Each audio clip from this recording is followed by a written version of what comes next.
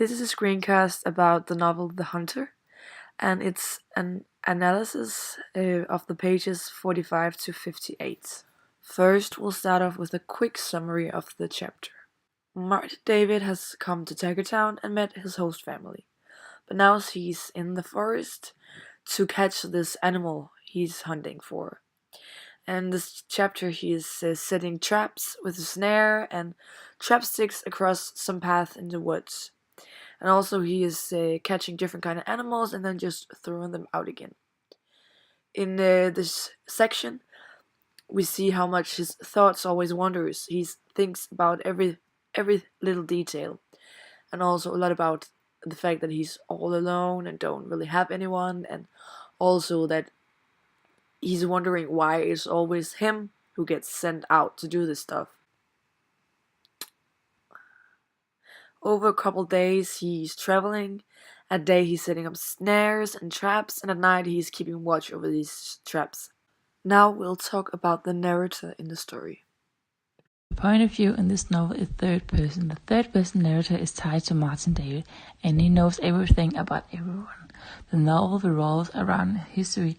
Therefore, a third person narrator gives a more objective view. In general, the narrator describes everything in great detail, which makes it easy to picture everything. You can say that the narrator used figurative language. Next up we have a characterization of Martin David. Martin David is showing his real passion for hunting in those pages in the book The Hunter. He is determined and is always fighting until he gets to his target. For example, in the beginning of the page 45, he is climbing around in the mountains to start the big hunt. But it is raining a lot, and it is hard work to do, so he is sweating all over and totally wet from the rain. But he doesn't give up. He's a fighter.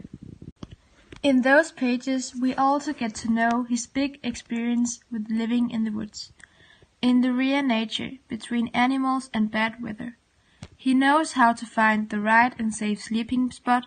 He is perfectly good in climbing, good in knowing how to get to eat on those adventures, and last but not least, he's a master in building traps for wild animals. M is on a mission, and he has one target, the Tasmanian tiger. He is trying to show some kind of sympathy for the tiger, showing that he's not just a mad crazy hunter trying to get some serious money. Martin is trying to think like the tiger, is likely telling how it will be to become a tiger someday. Maybe he's just feeling alone on those hunts. But this man is definitely not innocent. Even if he's trying to show some kindness, he is too cold to be good. When the wrong animals are caught in his traps, he is shooting them and throwing them away like they were just a piece of trash. He even gets satisfied looking at those poor creatures caught up in his painful trap.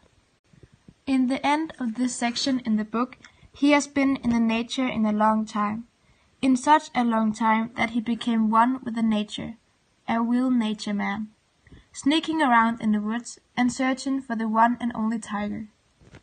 This could also be one of the possibilities why the company always are getting him to do the bad work, because he is perfectly made for it.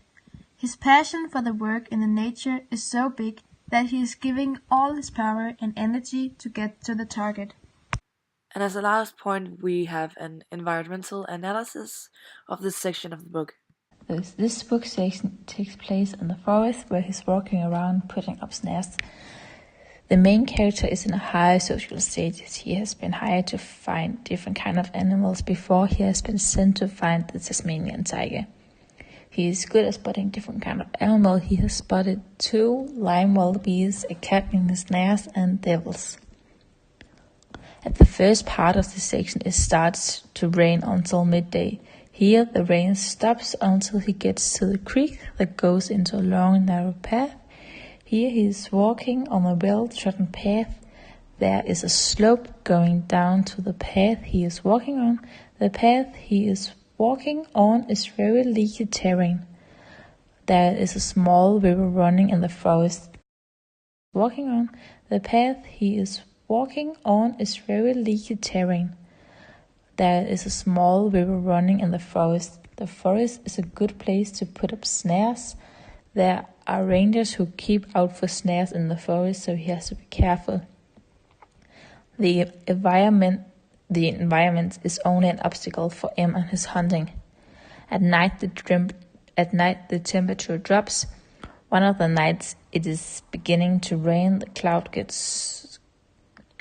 One of the nights it is beginning to rain.